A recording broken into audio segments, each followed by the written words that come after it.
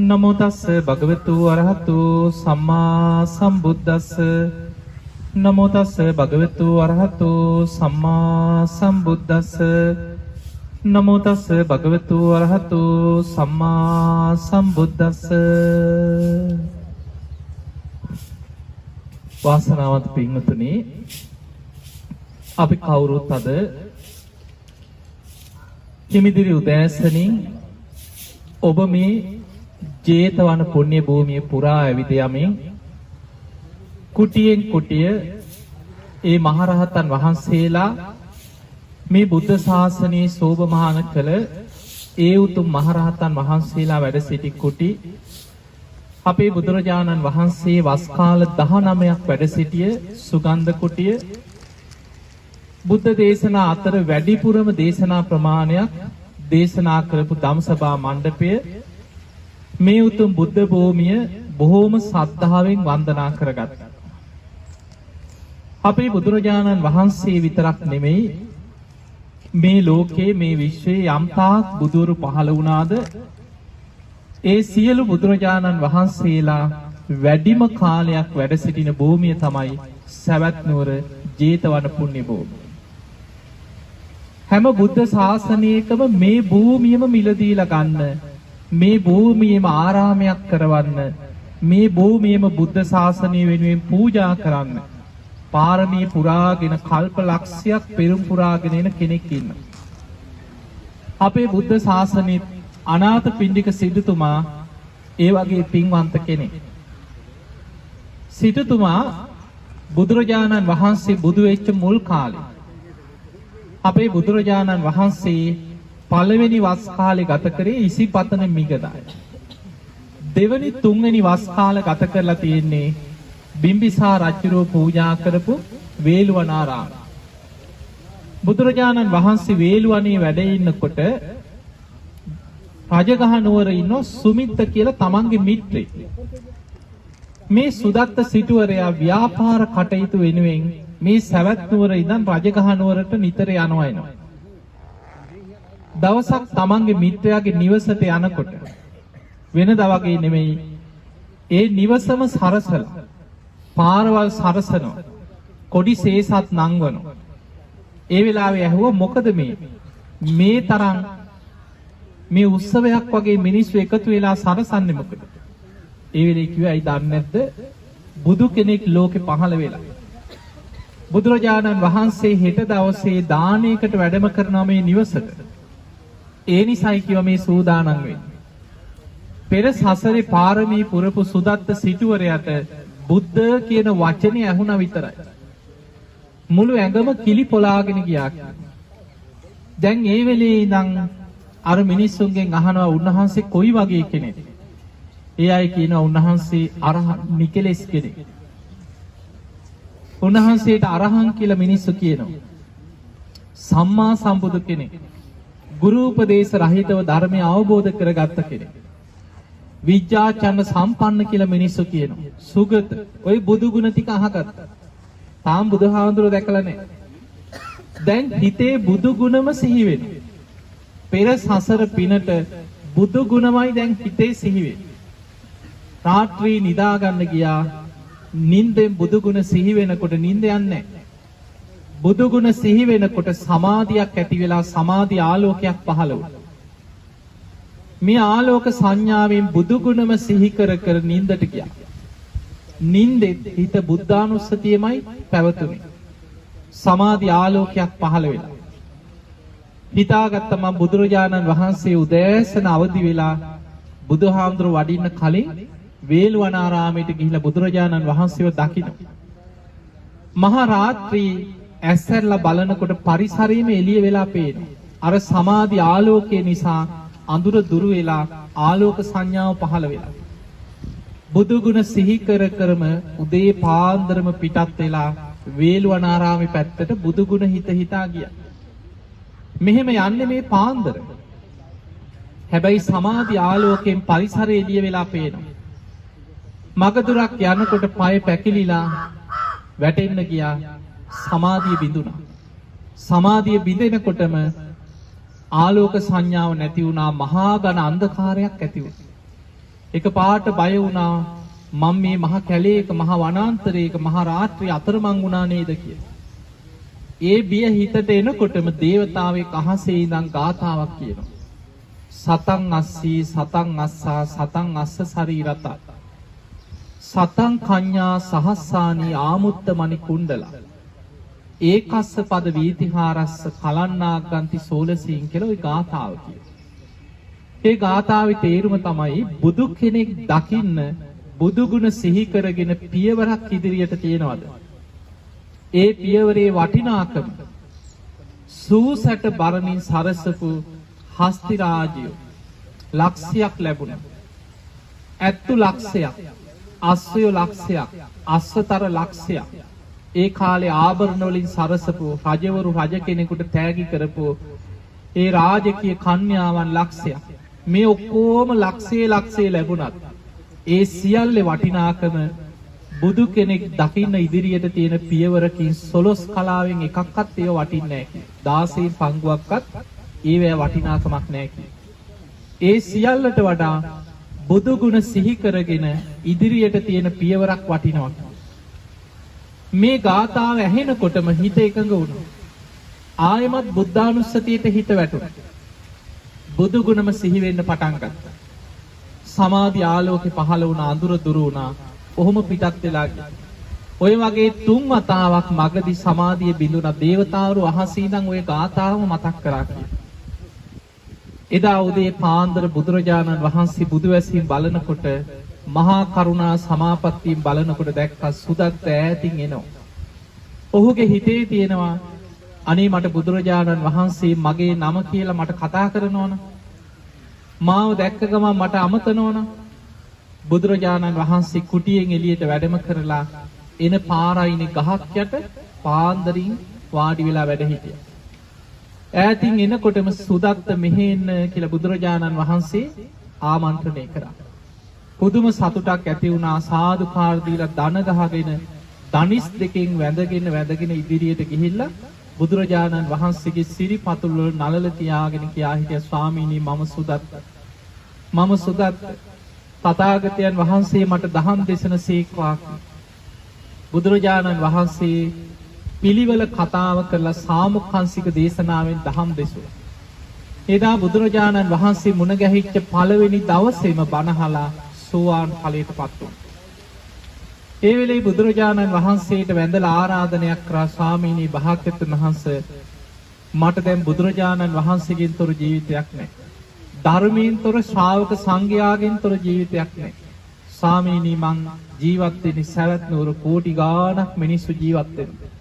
තථාගතයන් වහන්සේ මගේ නගරයට වඩිනසේක්වා. බුද්ධ ප්‍රමුඛ සංඝයාට මං ආරාමයක් හදලා පූජා කරනවා.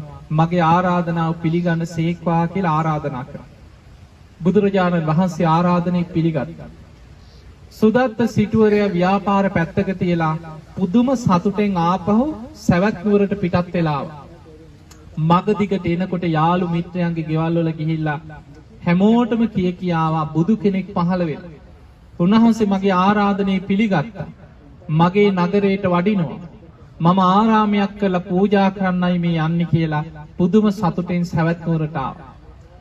ආපු දවසේම මේ නගරේ පුරාම ඇවිදගෙන ගියා බුදුරජාණන් වහන්සේට වැඩ ඉන්න සුදුසු භූමියක් ඉඩමක් හොයා. මේ හැම තැනම ඉඩම් හොයා ඇවිදගෙන යනකොට මේ භූමිය දකින්නකොටම පෙර සසර බුදුවරු වැඩ සිටිය භූමිය. හැම බුදු කෙනෙක්ම පරිහරණය කරන අවිදහිත භූමිය. මේ භූමිය දකින්නකොටම හිත ගියා මෙන්න මේ භූමිය තමයි බුදුහාමුදුරන්ට සුදුසුම භූමිය. කාගේද කියලා බලනකොට කොසල් රජුරුවන්ගේ පුතා ජේත කුමාරයාට අයිති භූමිය. මාලිගාවට ගිහිල්ලා ජේත කුමාරයා මුණ ගැහිලා මේ ඉඩම ඉල්ලුවා. කැමති වුණේ නැහැ. රජුරුවන්ගේ පුතාට ඉඩම් විකුණන්න ඕනකමක් නැහැ. කැමති වුණේ නැහැ. හැබැයි රජුරුවන්ගේ හිතවත්ම මේ නගරේ හිටපු ධනවත්ම සිටුවරේ අර හිතවත්කමත් එක්ක බෑ කියලා කියන්න බැරිකමට නොවටිනා මිලක් කිව්වොත් ඕක අතහැරලා දායි කියලා නිකන් කටටාවට කිව්වා. ඔය ඉඩම මං එහෙම දෙන්නේ නැහැ කියලා. ඔය ඉඩම මට ගොඩාක් වටිනවා.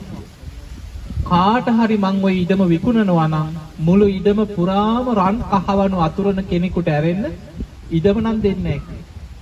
හොඳයි කීවා. ආපහු පිටත් වෙලා මෙන්න ටික වෙලාවකින් ආරංචි වෙනවා මේ භූමිය පුරාම කරත්තවල පටවගෙන ඇවිල්ලා රහන් කහවණු අතුරනවා කියලා. ජේත කුමාරයා දුවගෙන ඇවිල්ලා බලනකොට මුළු ඉඩම පුරාම කහවණු අතුරනවා. 18 කෝටියක් කහවණු ඇතිරුවා කියන මේ ඉඩම වටේ. ජේත කුමාරයා එනකොට පුංචි කොටසක් තියෙනවා. හා ඔය ඇති කියෝ. ඒ වෙනකොට 18 කෝටියක් කහවණු අතුරලා. කහවණු 18 කෝටියක් අතුරලා තමයි බුදුරජාණන් වහන්සේ වෙනුවෙන් මේ ඉඩම මිල දීලා ගත්තා. තවත් 18 කෝටියක් වියදම් කරා කුටි සෙනසුන් නිදි කරා. බුදුරජාණන් වහන්සේට සුගන්ධ කුටිය හැදුවේ වහල 7කින් කියනවා. සත් මහල් ප්‍රාසාදය. ඒ කියන්නේ තට්ටු 7ක් නෙමෙයි. වහල 7. ඒ වහල 7 සතර දිශාවෙන් සුළං හමනකොට ඒ හැම පැත්තෙම හුළඟ ඇතුළට ඇවිල්ලා සුදු හඳුන් ලියෙන් තමයි වහල හැදුවේ. බුදුරජාණන් වහන්සේගේ කුටිය හැම වෙලාවෙම සුදු හඳුන් සුවඳ හමන විදිහට සුදු හඳුන් සුවඳ එන විදිහට වහල 7කින් යුක්ත සුගන්ධ කුටියක් හැදුවා. බුදුරජාණන් වහන්සේට සක්මන් මළු මහරහතන් වහන්සේලාට වෙන වෙනම කුටි සෙනසුන් ඒ වගේම ධම්සභා මණ්ඩපේ දානශාලා මේ විදිහට අංග සම්පූර්ණ ආරාම සේනාසනයක් මේ භූමියේ ඉදි කරා. ඒ වෙනුවෙන් 18 කෝටියක් වියදම් කරා කියලා. ඊළඟට මේ අංග සම්පූර්ණ ආරාමේ හදලා අවසන් වෙලා තවත් 18 කෝටියක් අයින් කරා. ඒ තමයි බුද්ධ ප්‍රමුඛ මහරහතන් වහන්සේලා වඩම්මලා මේ භූමියේ සංඝ සතු කරලා පූජා කරන පින්කමට. එදා මේ නගර ඔක්කොම සැරසුවා කියනවා. පාරවල් වල සුදු වැලි අතුරලා කොඩි සේසත් දජ පතාක නංවල හැම තැනම දන්සැල් දැම්මා. තුම්මන් හන්දි හතරමන් හන්දි මේ නගරේ හැම තැනම මිනිස්සුන්ට කන්න බොන්න දන්සැල් දැම්මා. ඒකනේ අනාථපිණ්ඩික කියන්නේ ඇත්ත නම් මොකද්ද? සුදත්ත. මිනිස්සුන්ට අනාථයන්ට නිතර දන් දෙනවා. දුගී මගේ යාචකයන්ට දන් දෙන නිසා තමයි අනාථ පිණ්ඩික කියන්නේ. කෝටි ගාණක් වියදම් කරලා ඉදා මේ නගරෙම ඉන්න මිනිස්සුන්ට කන්න බොන්න දුන්නා. බුද්ධ ප්‍රමුඛ මහරහතන් වහන්සේලා විශාල පිරිසක් පෙරහැරින් මේ භූමියට වඩම්මගෙන ආවා. එදා බුදුරජාණන් වහන්සේ මේ භූමියට වඩම්මලා රන් කෙන්ඩියකින් බුදුරජාණන් වහන්සේගේ ශ්‍රී හස්තයට පැන් වක් කරලා මේ භූමියත් සියලු ගොඩනැගිලි බුද්ධ ප්‍රමුඛ මහා සංඝයාට සංඝ සතු කරලා පූජා කරනවා කියලා මේ භූමිය බුද්ධ ශාසනයට පූජා කරන්නට යෙදුණා. ඒ වෙනකොට මේ භූමිය වෙනුවෙන් සම්පූර්ණ වැය කරපු මුදල 54 කෝටියක් කියනවා. අනාථ පිණ්ඩික සිටුතුමා බුදුරජාණන් වහන්සේට මේ භූමිය පූජා කරාට පස්සේ සිටුතුමා උදේ දවල් හවස බුද්ධෝපස්ථාන ගැන හැම වෙලෙම හිතනවා. නිතර බුදුරජාණන් වහන්සේ මුණ ගැහෙන්නේ නෝ. ඇවිල්ලා මේ ආරාමේ අඩුපාඩු හොයලා බලනවා. භික්ෂුන් වහන්සේලා ගැන හොයලා බලනවා. මෙහෙම කාලේ ගත වෙනකොට දවසක් අනාථ පිණ්ඩික සිටුතුමා දැක්කා බුදුරජාණන් වහන්සේ බලන්නේ ඈත පළාත්වලින් මිනිස්සු වෙනවා යොදුන් ගණන් ගෙවාගෙන ඉන්නේ. හැබැයි බුදුරජාණන් වහන්සේ වස් පවාරණය කළා චාරිකායි වැඩලා. සංඝයා පිරිවරාගෙන ගම් නියම් ගම් පුරා චාරිකායි වැඩලා. අර ඈත ඉඳන් එන මිනිස්සු මල් පූජා ද්‍රව්‍ය බුදුහාඳුරන්ට පූජා කරන්න පිරිකර අරගෙන එන මිනිස්සුන්ට බුදුරජාණන් වහන්සේ දකින්නේ. මේ භූමියට ආවට පස්සේ ආරංචි වෙනවා තථාගතයන් වහන්සේ චාරිකායි වැඩලා. ඒ මිනිස්සු හැඬෝ කඳුලින් අනේ අපේ අවාසනාව අපිට බුදුන් දකින්න නැති වුණා.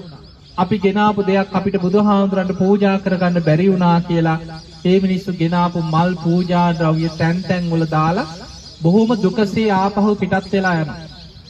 මේක බලාගෙන ඉඳලා සුදත්ත සිටුවරේ ආනන්ද හාමුදුරුවෝ මුණ ගැහිලා කියනවා ස්වාමීනි ආනන්දයන් වහන්සේ බුදුරජාණන් වහන්සේ විවේකයෙන් වැඩ ඉන්න වෙලාවක් බලලා තථාගතයන් වහන්සේගෙන් අහලා දැනගන්න බුදුරජාණන් වහන්සේ මේ ජේතවන භූමියේ වැඩ සිටියත් නැතත් හැමදාම බුදුරජාණන් වහන්සේ වැඩ ඉන්නවා වගේම මිනිස්සුන්ට සද්ධාවෙන් වන්දනා කරන්න පූජනීය දෙයක් මේ භූමියේ සකස් කරන්න හරි ඉදි කරන්න හරි තථාගතයන් වහන්සේගෙන් අවසර ඉල්ල ගන්න කියලා. ආනන්ද හාමුදුරුවෝ දන්නවා බුදුරජාණන් වහන්සේගෙන් යමක් අහලා දැනගන්න හැටි. දවසක් බුදුරජාණන් වහන්සේ විවේකයෙන් වැඩ ඉන්න දවසක ආනන්ද හාමුදුරුවෝ බුදුරජාණන් වහන්සේට වන්දනා කරලා අහනවා ස්වාමීනි භාග්‍යවතුන් වහන්සේ චෛත්‍ය වර්ග කීයක් තියෙනවද? බුදුරජාණන් වහන්සේ වදාළ ආනන්දේ චෛත්‍ය 3යි. ඒ තමයි ශාරීරික චෛත්‍ය, පාරිභෝගික චෛත්‍ය, උද්දේශික චෛත්‍ය. ආනන්ද හාමුදුරුවෝ අහනවා ස්වාමීනි භාග්‍යවතුන් වහන්සේ වැඩ ඉන්නකොට මේ චෛත්‍ය 3න් චෛත්‍ය කීයක් ඉදි කරන්න පුළුවන්? ආනන්දේ ශාරීරික ධාතුන් වහන්සේලා තැන්පත් කරපු ශාරීරික චෛත්‍ය ඉදි කරන්නේ බුදුරජාණන් වහන්සේලා පිරිනිවන් පෑවට පස්සේ. බුදු කෙනෙක් ජීවමානව වැඩ ඉන්නකොට බුදුරජාණන් වහන්සේ වෙනුවෙන් පාරිභෝගික පරිහරණය කරපු දේවල් තැන්පත් කළ චෛත්‍ය ඉදි කරන්න පුළුවන්. බුදුහාමුදුරුවෝ වෙනුවෙන් උද්දේශික චෛත්‍ය ඉදි කරන්න පුළුවන්. ආනන්දේ පරිහරණය කරපු දේවල් අතර ජයශ්‍රී මහා බෝධීන් වහන්සේ අග්‍රයි. ඒ බෝධීන් වහන්සේගේ බෝධි අංකුරයක් රෝපණය කරොත් බුදුරජාණන් වහන්සේ වෙනුවෙන් සිහි කරලා පාරිභෝගික ධාතුවක් හැටියට මිනිස්සුන්ට වන්දනා කරලා පින් කර ගන්න පුළුවන්.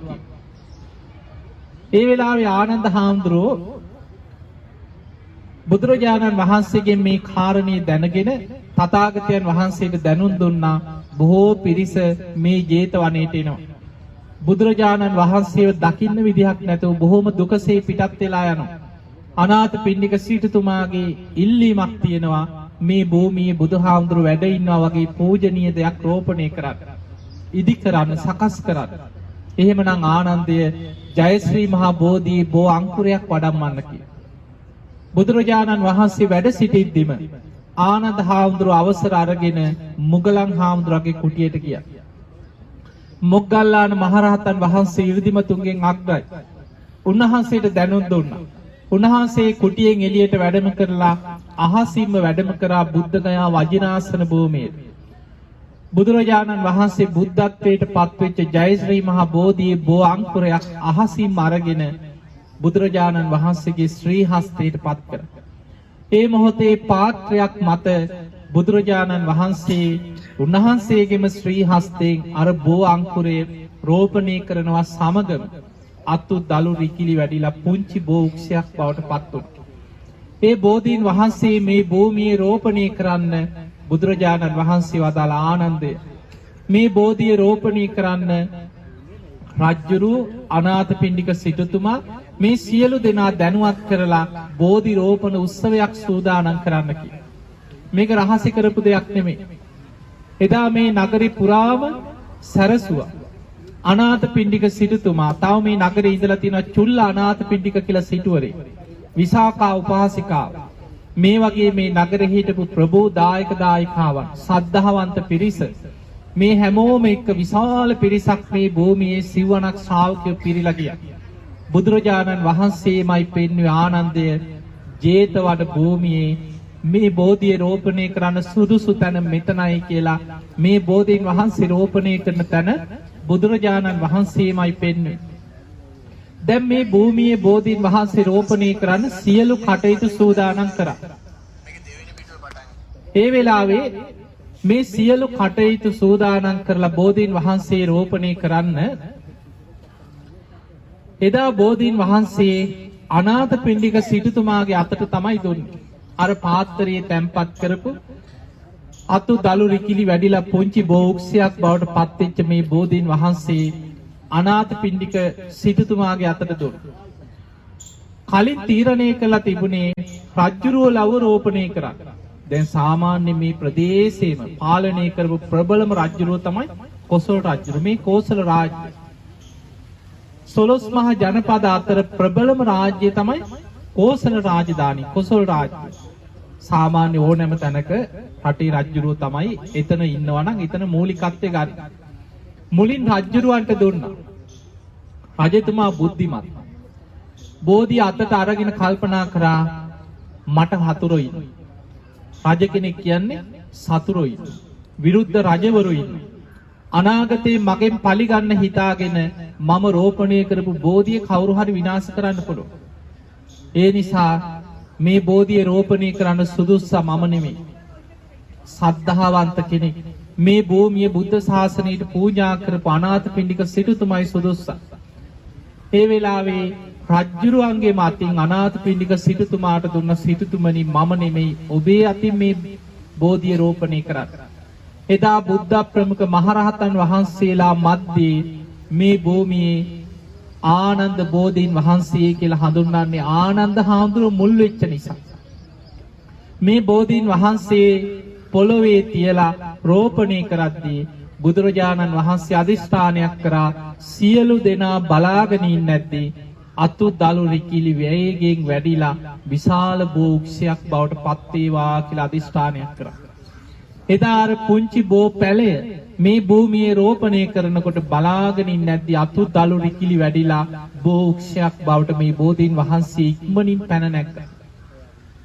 එදා මේ ආශ්චර්ය දැකලා පුදුමයටපත් වෙච්ච කොසල් රජුරෝ දින 7ක් බෝධීන් වහන්සේට පූජා පැවැත්වුවා කියන මේ භූමිය. ඒ ගැන සඳහන් වෙනවා රන් කල රිදී කල මල් පුරවපු රන් කල මේ වගේ බොහොම ලස්සනට මේ භූමිය සරසලා බෝධීන් වහන්සේට පූජා පැවැත්වුවා. ආනන්ද හාමුදුරුවෝ ආරාධනයක් කරා ස්වාමීනි භාග්‍යවතුන් වහන්සේ මේ බෝධීන් වහන්සේට පිට දීලා නැගෙනහිර දිශාවට මුහුණලා සමාපත්තියෙන් වැඩ ඉන්නේ. එතකොට තථාගතයන් වහන්සේ වැඩ ඉඳලා පූජනීයත්වයට පත්වෙච්ච පාරිභෝගික භූමියක් හැටියට මේ බෝධිය තවත් පූජනීයත්වයට පත් වෙනවා.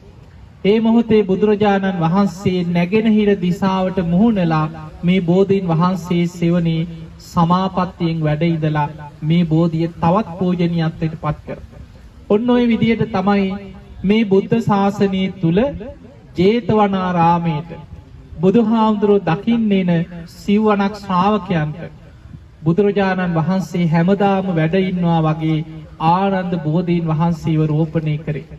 ඒ නිසා අදටත් බුදුරජාණන් වහන්සේ පිරිනිවන් පාල අවුරුදු 2560 ගාණක් ගත වුණත් අද අපි බොහෝම සද්ධාවෙන් මේ සවැත් නුවර ජේතවන පුණ්‍ය භූමියට එනකොට අදත් බුදුරජාණන් වහන්සේ රෝපණය කරපු ආනන්ද බෝධීන් වහන්සේ අදත් වැඩ ඉන්නේ. දැන් මේ ආනන්ද බෝධීන් වහන්සේ ගොඩාක් වයසයි. හොඳට පේනවා ඇති කඳ දිරා ගිහිල්ලා. මැටි ගහලා බොහොම අමාරුවෙන් මේ බෝධීන් වහන්සේ රැකගෙන ওই විදිහට තියාගෙන ඉන්නේ. මේ බෝධීන් වහන්සේ බොහොම වයෝවෘතයි.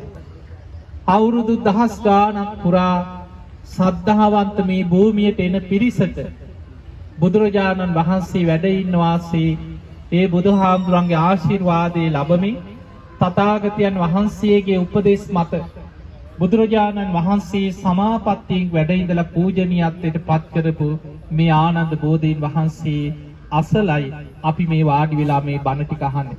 ඉතින් ඒ උතුම් ආනන්ද බෝධීන් වහන්සේට අපගේ නමස්කාරය වේවා සාදු සාදු සාදු.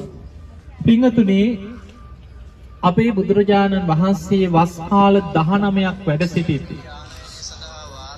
බුදුරජාණන් වහන්සේගේ දේශනා අතර මේ භූමියේ බුදුරජාණන් වහන්සේ බොහෝ දේශනාවන් දේශනා කරා.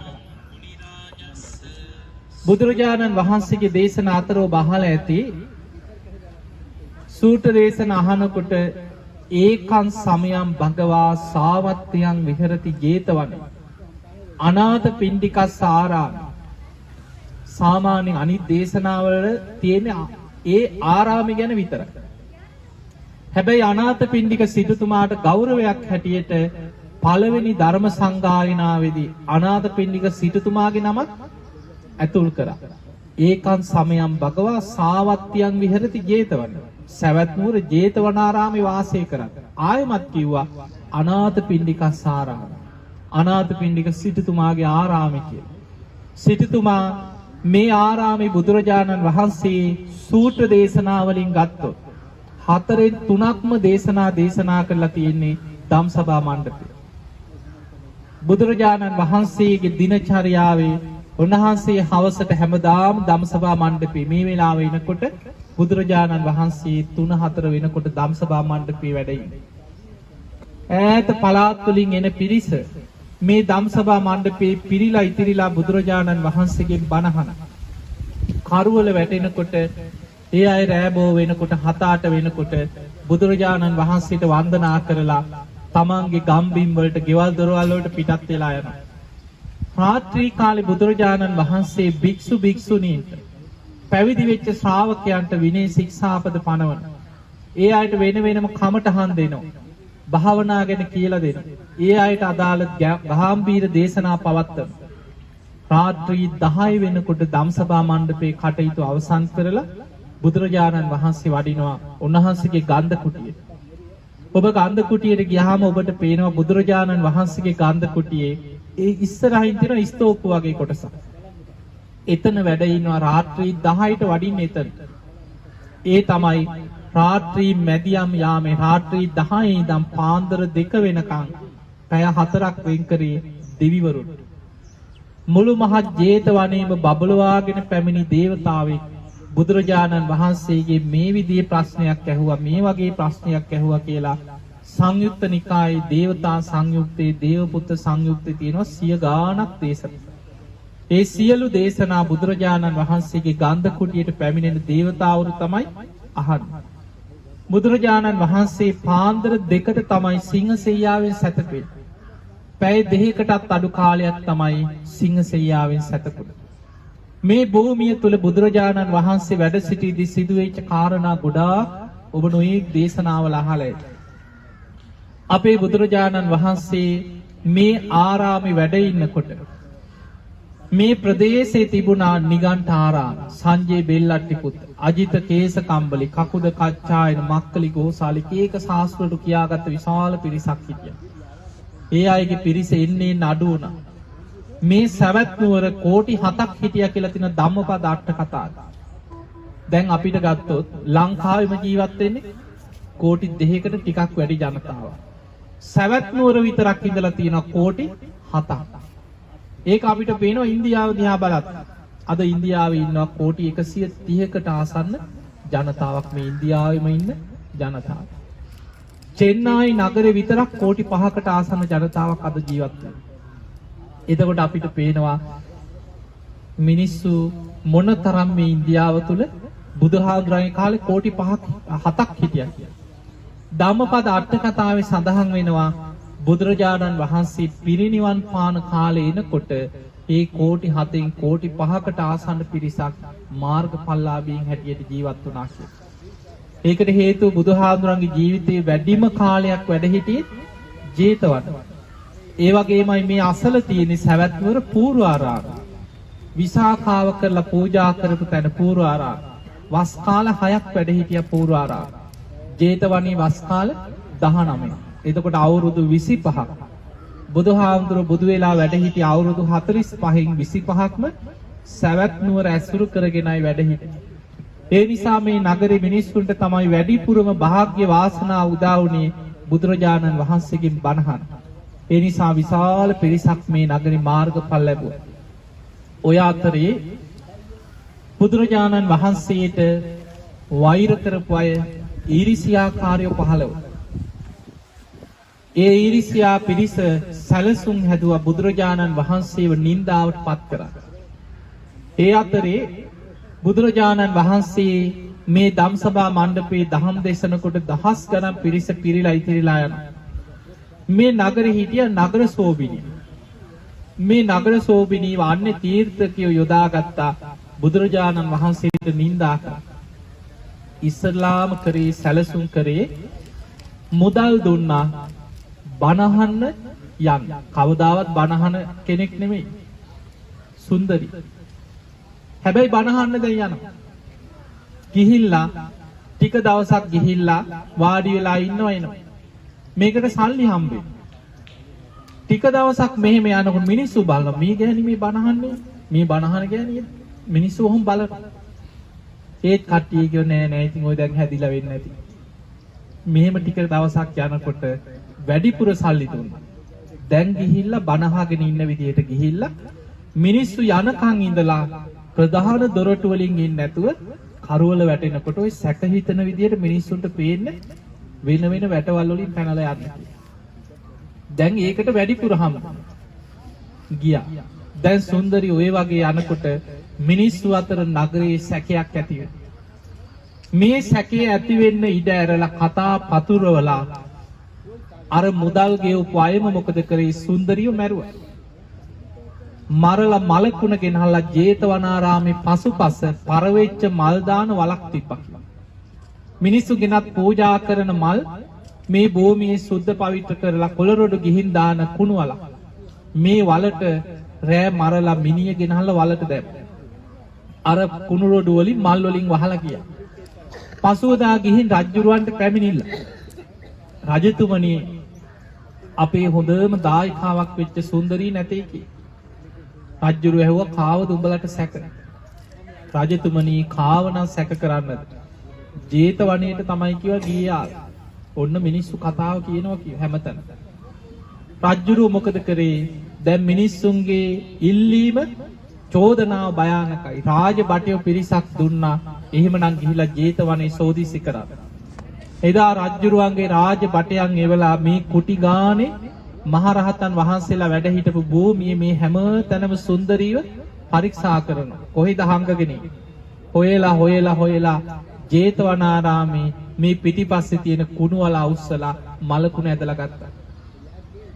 එදා මේ නගරේ හිටපු මිනිස්සු කුපිත කරලා සුන්දරීගේ මලකුණ උස්සගෙන ජේතවනේ ඉස්සරහා පෙළපාලි ගියා කියන මිනිස්සු එකතු කරගෙන. හිතන්න මිනිස්සු කොච්චර බුදුහාමුදුරන්ට නරක වචන වලින් බනින්නේ නැද්ද?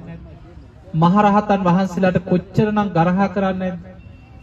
සුන්දරීගේ මලකුණ උස්සගෙන ජේතවනේ ඉස්සරහා කෑග ගහ නිඳා කර හිටියා. දැන් දවසක් දෙකක් යනකොට මේව කඳ ගහනවනේ. අර කුණු වලේ දවසක්. එදා හවස් වෙනකොට මලකුණ උස්සගෙන ගිහිල්ලා මහා වනාන්තරයකට ගිහිල්ලා සොහනකට දාලා ගියා. එදා දවසම රෑ වෙනකම් මිනිස්සු කෑ ගගහ හූතිය තිය ජේතවනාරාමයට නිඳා කරා. පසුවදා පුරුදු විදිහට පාත්‍ර අරගෙන භික්ෂුන් වහන්සේලා මේ නගරයට පිණ්ඩපාත යන්න වැඩියා. මිනිස්සු මගතොටේ ඉන්නවා වරෙල්ලකෝ පාත්‍ර අරගෙන දෙන්න දාන්න කියලා. අර මහරහතන් වහන්සේලාට දකින්නකොටම නිඳා පහස් කරලා බනින්න පටන් ගත්තා. කාටවත් දාන්නේ නැහැ. අනාථපිණ්ඩික සිටුතුමා විසාකා උපාසිකා වගේ සෝවාන් වෙච්ච සැකෙන් එතර වෙච්ච පිරිස දානි අරගෙන ඇවිල්ලා පූජා කරා. බොහෝ භික්ෂුන් වහන්සේලා ගම් වලට පිණ්ඩපාතේ ගිහිල්ලා බැනුම් අහගෙන ආපහු ආව දානි නැහැ මිනිස්සු. දෙවනි දවසෙත් මිනිසුන්ට බැනුම්. තුන්වෙනි දවසේ බුදුරජාණන් වහන්සේ භික්ෂුන් වහන්සේලාට ගාථාවක් ඉගැන්නුවා. දවස් දෙකක් බැනුම් අහගෙන ආවා. අද බැන්නොත් මේ ගාථාව කියන්නේ. අභූතවාදී නිරයන් උපේති. යෝචාපි කତ୍වා නකරෝමීති චාහ. උබෝපිතේ පෙච්ච සමා භවಂತಿ නිහීන කම්මා මනුජා පවත්. මේක සත්‍ය ක්‍රියාව. බොරු චෝදනා කරන අයට, බොරුවෙන් නිନ୍ଦා අපහාස කරන අයට මේ ගාථාවෙන් උත්තර දෙන්න කියලා. අභූතවාදී නිරයන් උපේති. යමෙක් බොරු චෝදනා කරලා බොරුවෙන් නිନ୍ଦා අපහාස කරොත් සිල්වතෙකුට ගුණවතෙකුට ඒ කාන්තෙන් ඒ අකුසලේ බලවත් වෙලා මරණින් මත්තේ අපාය උපදී. යෝචාපි කତ୍වා නකරෝමීති චාහ. යමෙක් වැරදි වැඩ කරලා සැලසුම් කරලා අපි කරේ නෑ, අපිම කරේ නෑ, අනේ අපි දන්නෙත් නෑ කියලා බොරුවට දිවුර. ඒ අකුසලෙත් බලවත් වෙලා ඒ අය ඒ කාන්තෙන් අපාය උපදී. උබෝපිතේ පෙච්ච සමා භවද. ඒ දෙකොල්ලොම අපායයකට දුක් විඳිනවා. නිහීන කම්මා මනුජා පවත්. මේ මනුස්ස ලෝකේ එවැනි අකුසල් කරගෙන මරණින් මත්තේ අපාය වලට වැටෙන. මහණෙනි නිඳා කරන බොරු චෝදනා කරන අයට ඔය ගාථාවෙන් උත්තර දෙන්න. තුන්වෙනි දවසේ පිණ්ඩපාත යනකොට මිනිස්සු නිඳා කරද්දී ඔය ගාථාව කියලා. හතරවෙනි දවසෙත් මිනිස්සු කොටසක් බනින්න ගත්තා. එදත් ගාථාව කියලා. පස්වෙනි දවසේ වෙනකොට මිනිස්සු නිහඬව. දැන් අපි දාන දෙන්නෙත් නැහැ. අපි හැමදාම බනිනවා. මෙන්න දැන් බනින අපිට ගාථාවක් කියනවා බොරුවට චෝදනා කරොත් අපාය යනවලු. අපි බලාගෙන ඉන්නකෝ ඔකේ ඇත්ත නැත්ත එළි වෙන්න නැතෑ කියලා මිනිස්සු නිහඬව. රජ්ජුරුව දවස ගානේ බනහන්න ආපු රජ්ජුරුව. දැන් ජීතවණියට ඉන්නේ ලැජ්ජයි. හැබැයි රජුරෝ නිකන් හිටියේ නෑ. රාජකීය ඔත්තු සේවයේ මේ හැම තැනම යෙදුවා. එක එක විදියට දැන් හිඟන්නෝ විදියට මිනිස්සු කන බොන තැන්වල කඩපිල්වල රජුරුවන්ගේ ඔත්තුකාරයෝ යෙදුවා. දවසක් පිරිසක් මත්පැන් බොන තැනක දෙගොල්ලක් බීලා ගහගත්තා. සුන්දරී මැරුවට දෙනවා කියපු ගාන උඹලා දුන්නේ නෑ කි. එතන බේබද්ද වගේ පිරිසක් වාඩි වෙලා හිටිය බැලින්නම් රජුරුවන්ගේ ඔත්තුකාරයෝ. එක පාට පැනලා මේ පිරිස අල්ලගෙන රජුරුව ළඟට ගෙනාවා. වද දීලා අහනකොට අන්නේ තීර්ථකයෝ 500ක් සැලසුම් කරපු අල්ලගත්තා. රජුරුව පහෝදාම නගර වාසීන් රැස් කරලා මේකේ ඇත්ත නැත්ත එලි කරලා අර 500ම රජුරුව උල තියලා මැරුවා. ඊට පස්සේ මිනිස්සුන්ට ඇත්ත එලි වුණා. ඔය විතරක් නෙමෙයි අපේ බුදුරජාණන් වහන්සේ මේ ධම්සභා මණ්ඩපයේ දහම් දේශනකොට ඔබ දන්නවා චින්චිමානෝ එක දරමිටියක් බන්දලා බඩට දරුවෙක් ලැබෙන්න ඉන්නවා වගේ හදලා බණ කියන පිරිස අතරින් එව්වා. බුදුරජාණන් වහන්සේ දහම් දේශනකොට විශාල පිරිසකට එක පාට කාන්තාවක් බොහොම අමාරුවෙන් ඉන්නට අත තියාගෙන දරුවෙක් ලැබෙන්න ඉන්න අම්මා කෙනෙක් වගේ ඇවිල්ලා බුදුරජාණන් වහන්සේට නිඳා කරා. ඔය බණ කී ඉඳලා හරියනවද මේ දරුව ලැබෙන්න ළඟයි. ඒ වෙලාවේ බණ අහගෙන හිටපු මිනිස්සු අතර පුතඥ අය බුදුහාඳුර ගැන සැක කරලා නොයේක් විදිහේ පාපී සිතුවිලි ඇති කරගන්න. සක්‍ර දෙවියෝ බැලු බුදුහාඳුර එකම වචනයයි කිව්වේ. නැගණිය ඔබ කියන දේ ඇත්ත නැත්ත දන්නේ ඔබත් මාත් පමණයි කොච්චර. හැබැයි සක්‍ර දෙවියන් බැලුවා මිනිස්සු අකුසල් පුරව ගන්න. මෙතනම මේක ඇත්ත එලි කරන්න ඕන කියලා දෙවියන්ගේ දේවානුභාවයෙන් අර බඩේ බැඳගෙන හිටපු ධර්මිතිය ලෙහුවා. ඒ මොහොතේම ධම්සභා මණ්ඩපය අර දර කෑල් ටික බිම වැටෙනකොට මිනිස්සු දැනගත්ත පන්න මිනිස්සු ගහන්න පටන් ගත්තා. දුවගෙන ගිහිල්ලා පැනපු තැන අර පන්සලට පිටිපස්සේ තිබිච්ච වලකට පැනලා තිබ්බා. ඒ කාලේ. අද ඊතන හොයාගන්න නැහැ නිකන් මඩවලක් වගේ තියෙන්නේ. ඒ දුවගෙන ගිහිල්ලා ඒ වලට පනිනකොටම විශාල ගිනි ජාලාවක් ඒ කපායට මැදිලා ගියා කියලා.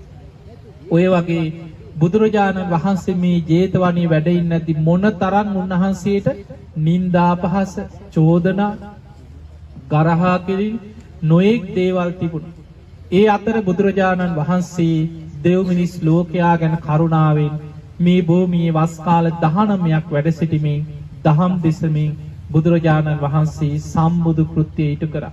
ඒ නිසා පින්වතුනි අපි කවුරු මේ ජේතවන පුණ්‍ය භූමියට ඔබට ගිහිල්ලා බණ අහනකොට ඕස්ට්‍රේලියාව වේවා ලංකාවේදී වේවා බණක් අහනකොට ඉන්ටර්නෙට් එකෙන් බොහෝ වෙලාවට ස්වාමීන් වහන්සේලා වැඩම කරලා බණ අහනකොට ජේතවනාරාමයේ ඔය කතා බණ කතා ඇහෙනකොට ඔබට දැන් මතක් වෙන්න ඕනේ අනේ අපි ගිහිල්ලා මේ විදියට වන්දනා කරා.